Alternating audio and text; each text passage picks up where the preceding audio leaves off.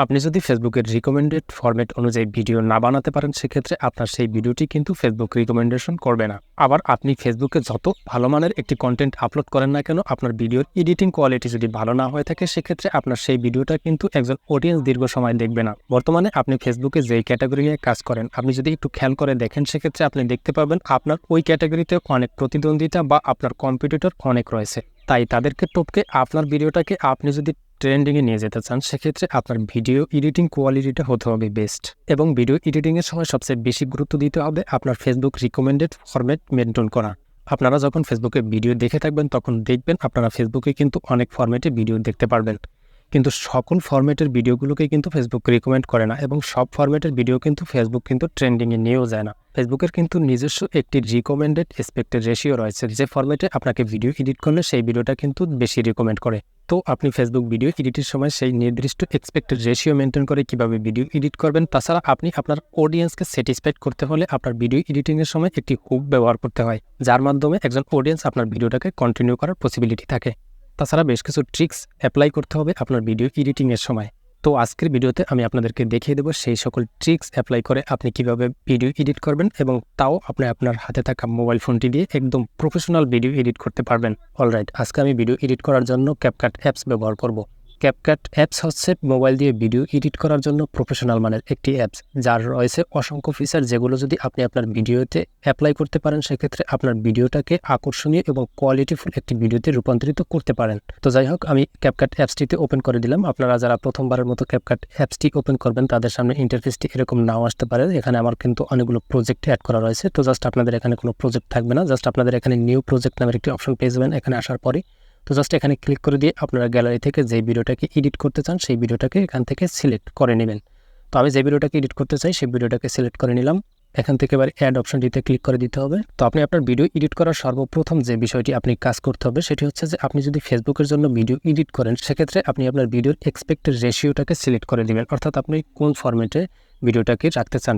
তো সেটা সিলেক্ট করার জন্য জাস্ট এখান থেকে নিচে কিন্তু আপনারা লক্ষ্য করতেছেন অনেকগুলো ফরম্যাট রয়েছে। জাস্ট এখান থেকে যে দেখতে পাবেন রেশিও নামের একটি অপশন, জাস্ট এই অপশনটিতে ক্লিক করে দিবেন।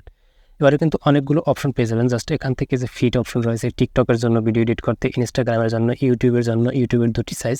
এবং আপনি যদি ফেসবুকের জন্য ভিডিওটাকে এডিট করতে চান, সেক্ষেত্রে আপনি জাস্ট যে কাজটি করতে পারেন, 3:4 যে অপশনটি রয়েছে, জাস্ট এই ফরম্যাটটি ব্যবহার করতে পারেন। এবং ইনস্টাগ্রামের যে 1:1 সাইজ, এই দুটি ফরম্যাটের যে কোনো একটি ফরম্যাটে আপনি যদি ভিডিও এডিট করেন, সেক্ষেত্রে আপনার সেই ভিডিওটাকে কিন্তু ফেসবুক রিকমেন্ডেশন করবে।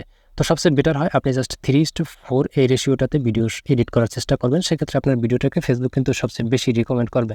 তো যাই হোক, রেশিওটাকে সিলেক্ট করা হয়ে গেলে আপনার ভিডিওটাকে জাস্ট আঙুল দিয়ে টেনে ধরে কিন্তু আপনি অ্যাডজাস্ট করার সুযোগ পাচ্ছেন।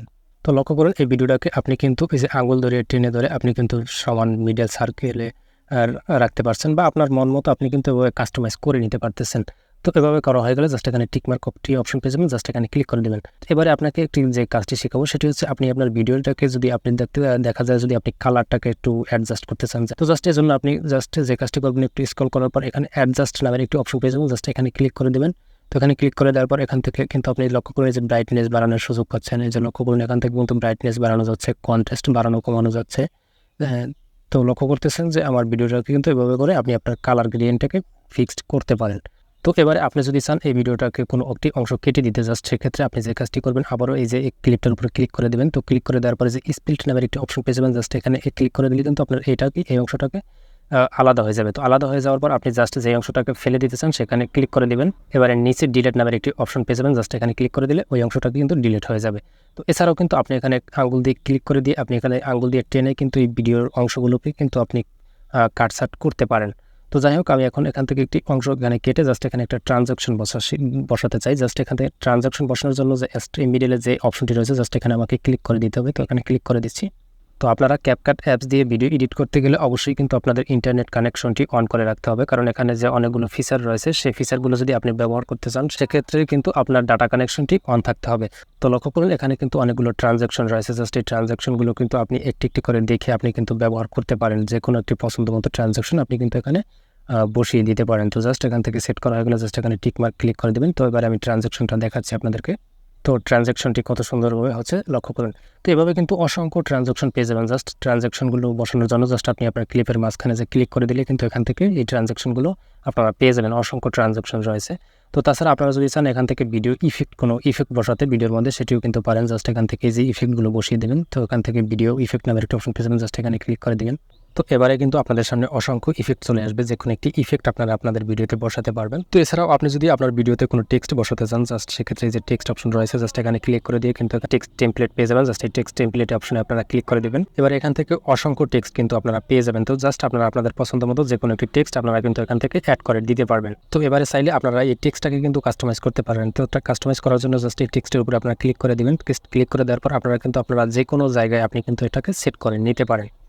তো এভাবে করে জাস্ট এখান থেকে আপনি আপনার ভিডিওটাকে এডিট করে নেবেন। তো এডিট করা হয়ে গেলে জাস্ট এখান থেকে আপনারা এই ভিডিওটাকে এখানে যে সেভ নামের একটি অপশন পেয়ে যাবেন, জাস্ট এখানে সেভ অপশনে ক্লিক করে দিবেন। ভিডিওটাকে সেভ করার আগে আপনারা কিন্তু এখান থেকে যে রেজলিউশন নামের একটি অপশন পেয়ে যাবেন, জাস্ট এখান থেকে রেজলিউশন কমিয়ে বাড়িয়ে আপনাদের মন মতো করে কিন্তু আপনারা এখান থেকে করে নিতে পারেন।